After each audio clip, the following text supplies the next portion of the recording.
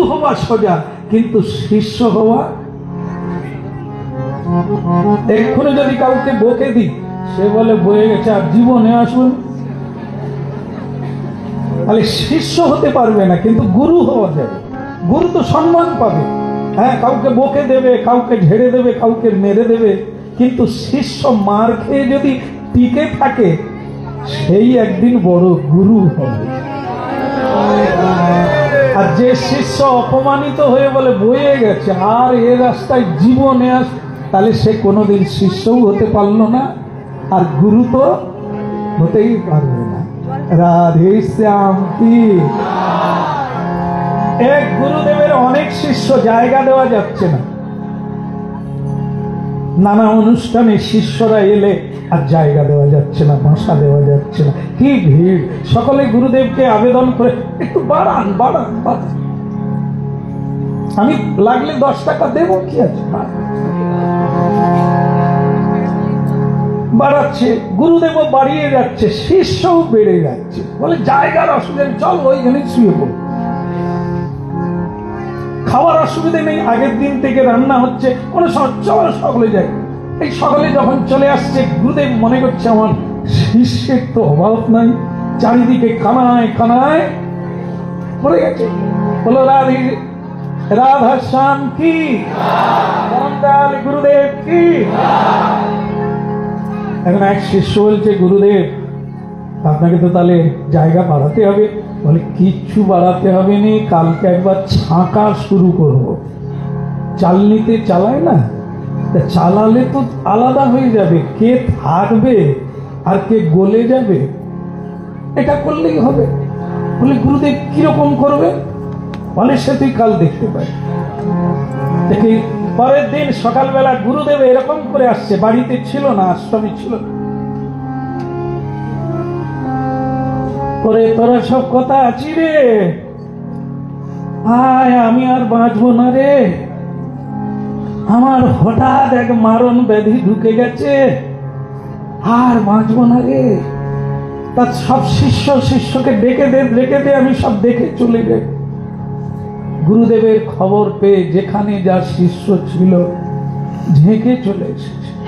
তেমন সকলেই বলছে, গুরুদেব আপনার ব্যাপারটা কি, মানে হয়েছেটা কি?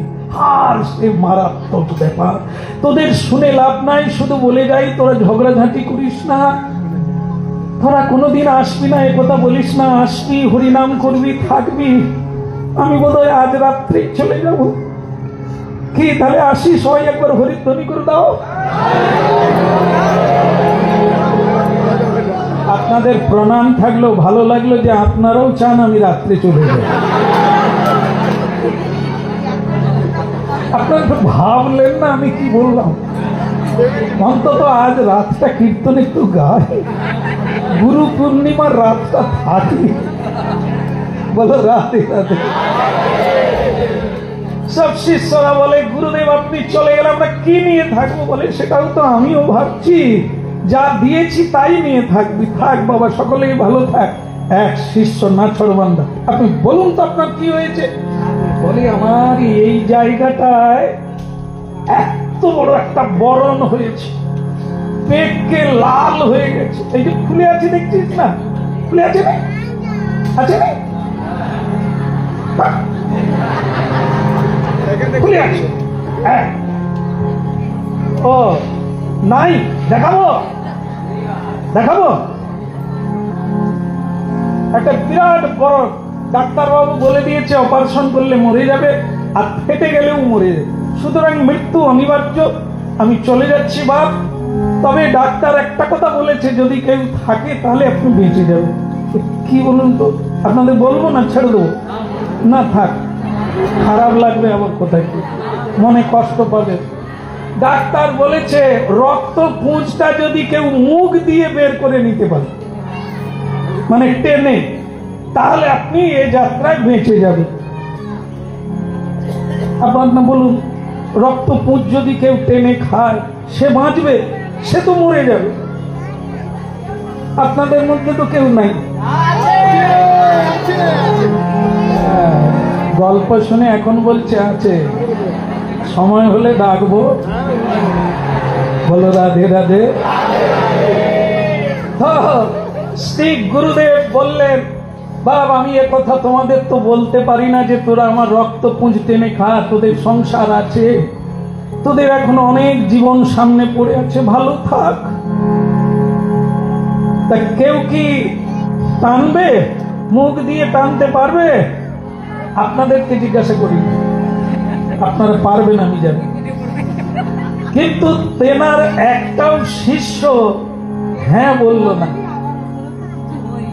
তাহলে গুরুদেব আমি পারতাম, আমার কোনো অসুবিধা না, না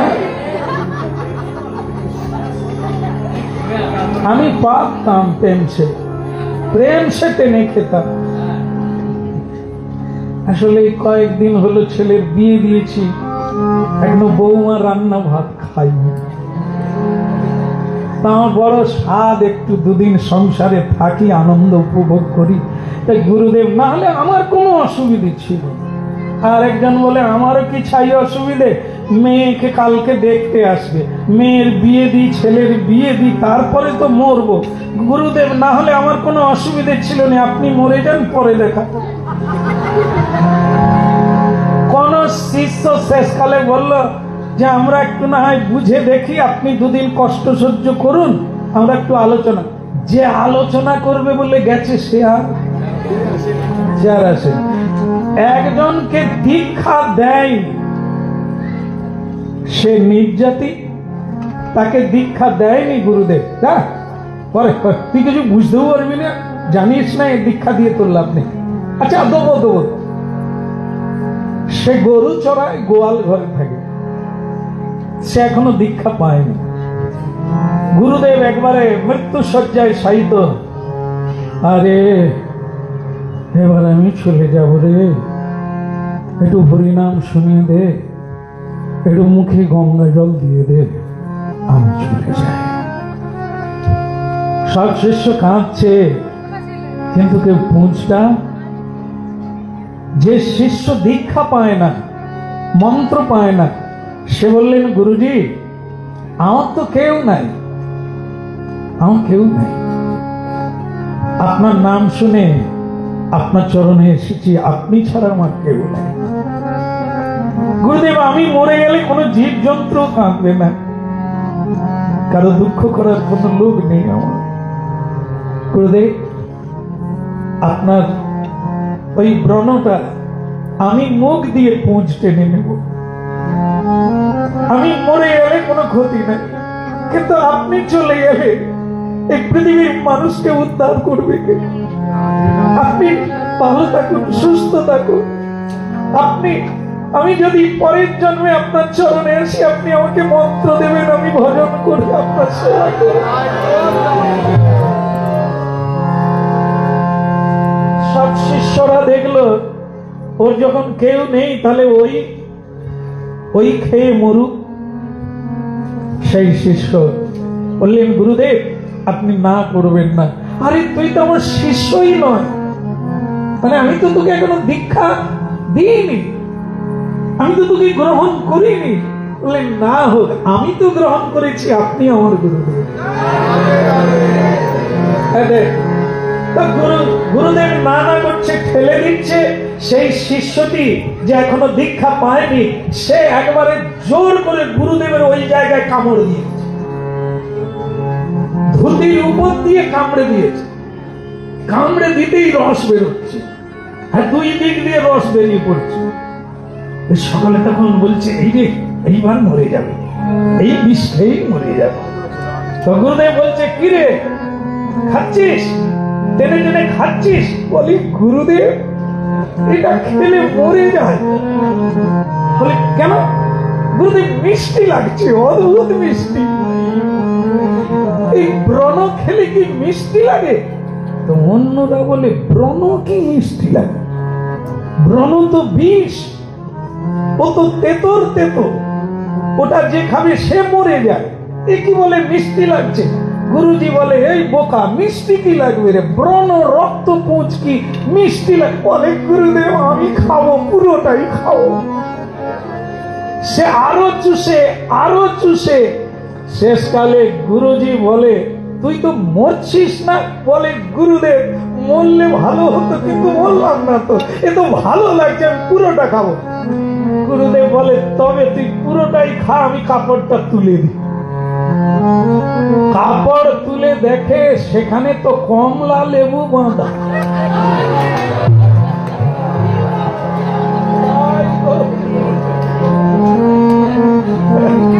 সেটা গুরুদেব ন্যাগড়া দিয়ে কমলা লেবু বেঁধে রাখছে, উঁচু করে রেখে দিয়েছে। সব শিষ্য তাই দেখে ভয়ে কেউ খায় না, কিন্তু সে কামড়ে পুরো রস খেয়ে নিয়েছে। গুরুদেব বলে কিরে আশ্রম আর বাড়াবো না এই থাকবে? কে শিষ্য কতজন? গুরু হওয়া যায়, কিন্তু শিষ্য হওয়া এত সোজা না। আমার কীর্তনের গুরুদেব আমাকে বলে দিয়েছেন তুই আমার বাড়িতে পা দিবি না, মানে আমার কোনো এক ব্যবহারে তিনি অসন্তুষ্ট হয়ে গিয়েছিলেন। তো তিনি বলে দিলেন তুই আমার বাড়িতে পা দিবি না, ঠিক আছে, আজ থেকে তোর কীর্তন শেখাও বন্ধ, আর যা হয়েছে এবার তুমি বাড়ি যাও। খুব খারাপ অবস্থা, বুঝতে পারছেন? গুরু যদি বলেন যে বাড়ির থেকে বেরিয়ে যা, সে মাথায় রাখার জায়গা নেই। খুব কষ্ট করে বাড়ি ফিরলাম, এসে এই যে আমার সর্বস্ব গুরুদেব, এনার কাছে গেলাম, মন খারাপ একবারে মাথা তুলতে। গুরুদেব বলছেন কিরে আমি তো শুনলাম তোর মায়ের কাছে তুই গুরুগৃহে গেছিস, কি মন খারাপ কেন? ও আজ বোধহয় কোনো সুত্তাল পারিস নি, মেরে টেরেছে নাকি?